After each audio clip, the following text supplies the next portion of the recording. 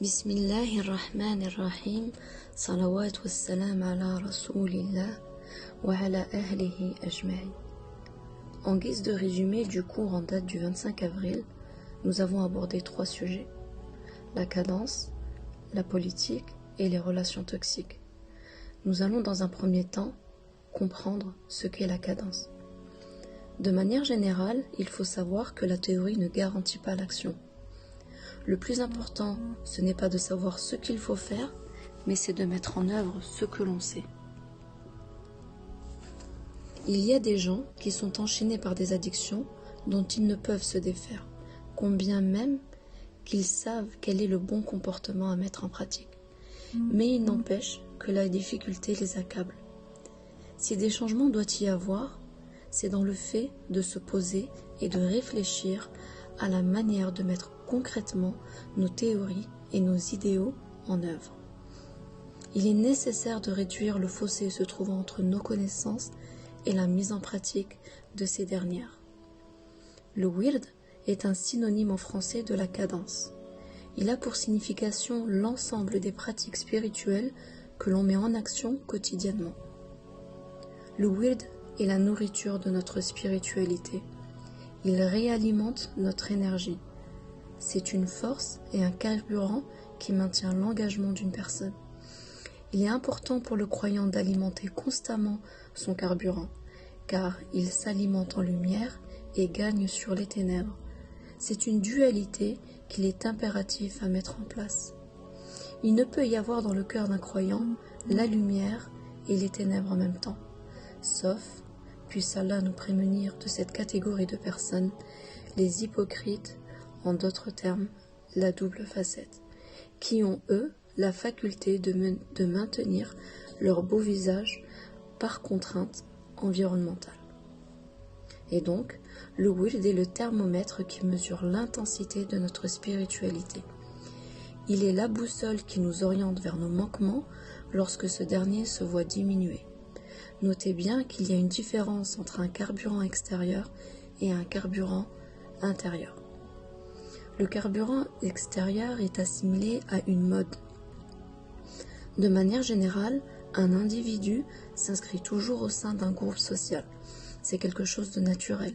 Et donc, suivre la mode, c'est un peu le fruit de la pression environnementale.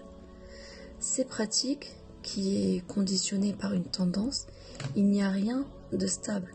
On ne peut pas construire de la stabilité avec la mode. Malheureusement, beaucoup de musulmans pratiquent leur islam comme une mode.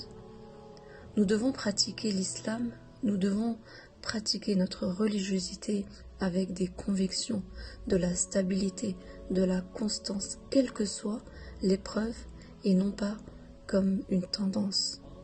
D'où l'importance du wird. Pour rester constant, il est le témoin de la sincérité à l'instar de l'hypocrisie, qui, elle, se caractérise par de l'instabilité. Notre devoir, c'est de travailler de façon à ce que notre pratique soit gouvernée par nos convictions, de sorte que la constance en découle, et par Allah, on mesure la sincérité d'une personne à sa constance, autant dans ses convictions que dans son comportement, que dans son engagement. Le deuxième concept abordé est celui de la politique. Il faut savoir que la politique, c'est la science qui s'intéresse à la gestion des affaires d'une société. Il y a une étroite corrélation entre la politique et la spiritualité. Nous pouvons dire que la politique, c'est de la spiritualité à l'échelle collective.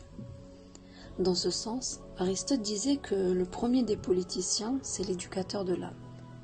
Car en s'intéressant à la discipline qui doit gouverner un individu, nous bâtissons par elle une société, car cette dernière est un ensemble d'individus. L'islam ne peut se défaire de la dimension politique. Le parachèvement du tawhid à l'échelle collective, c'est de légiférer les lois d'Allah subhanahu wa ta'ala. C'est l'instauration de la volonté divine dans une société. Nous pouvons dire aussi qu'il y a un rapport d'interdépendance entre l'individu et la société dans lequel il évolue, car l'une ou l'un peut détendre sur l'autre. Il y a 3 principaux critères qui définissent l'identité d'un pays musulman. Le premier, Le gouverneur doit être un musulman et défendre l'intérêt de tous les musulmans. Le deuxième critère, la législation doit être musulmane et ne doit pas être une législation sélective. Et ensuite, la population doit être musulmane et fière d'être musulman. Dans cette continuité, nous définirons aussi les 3 principaux critères qui définissent le musulman à l'échelle individuelle. Le musulman a une croyance, et donc la foi en Allah. Le musulman doit suivre une méthodologie, un chemin, en l'occurrence celui du Coran et de la Sunna, et doit avoir le sentiment d'appartenance à un groupe, à la Ummah. Il faut savoir que le musulman n'est pas un électron libre, il n'évolue pas seul. Les récits du prophète Mohammed alayhi salawatu wassalam montrent la manière de bâtir une société. Elle commence principalement par le bas, en réformant les gens par la prédication, et se développe consécutivement en visant le haut jusqu'à prendre le pouvoir et créer une société exemplaire. Malheureusement, depuis la chute de l'Empire ottoman, le musulman s'est trouvé dans une dévotion individuelle. Il se limite à son adoration et il n'a plus d'impact sur la politique.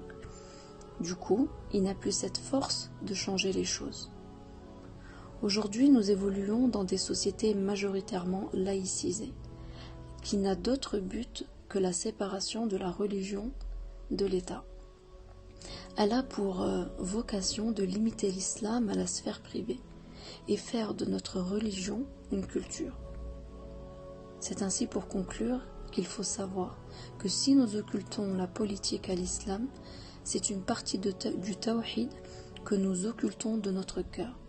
Et cela est un handicap pour vivre pleinement sa foi à l'intérieur d'une dimension collective. Ainsi, pour conclure, nous allons parler des relations toxiques. Il faut savoir que les relations toxiques sont un lien à travers lequel une chose de nocif nous pénètre. Nous pouvons dire qu'il y a une toxicité quand il y a un trouble dans une relation et que notre bonheur est saboté. Il se crée un lien de dépendance vis-à-vis d'une introduction étrangère à cause d'un déni ou d'un voilement de la face. C'est un phénomène à travers lequel il y a un calcage d'identité diamétralement opposé. Les personnes vont se nouer d'une relation avec quelqu'un de telle manière que son identité et votre identité qui sont opposées se collent entre eux. Nous appelons ça l'identification. Nous pouvons parler de toxicité à partir du moment où la négativité l'emporte sur le positif. De manière générale, les causes sont dues à une espérance mal placée, une image qui n'est pas en phase. Pour évaluer le lien de dépendance, il est important de connaître les besoins de la personne, car ce sont ces besoins qui entretiennent les relations toxiques. Le besoin d'amour, d'affection, d'argent, ainsi de suite. Les 2 piliers d'une relation, c'est l'émission et la réception. Une relation vivante, c'est quand il y a une réception, des voies à travers lesquelles s'opère une connexion. Ces connexions sont de différentes formes. Elles peuvent être sentimentales, mentales et physiques. Si vous n'êtes pas en phase avec une personne, il est conseillé de mettre en pratique et par étapes les piliers d'une rupture, à savoir rétablir le vrai visage de la personne toxique à travers les différents canaux de connexion, qu'il soit mental, physique ou sentimental. Ainsi, pour conclure, la négativité est une en son essence et multiple dans ses formes. Elle peut rentrer par une voie et sortir par une autre voie, mais l'origine c'est la même. Du coup, si vous ne coupez pas, vous ne pourrez pas vous en défaire. Assalamu alaikum wa rahmatullahi wa barakatuh.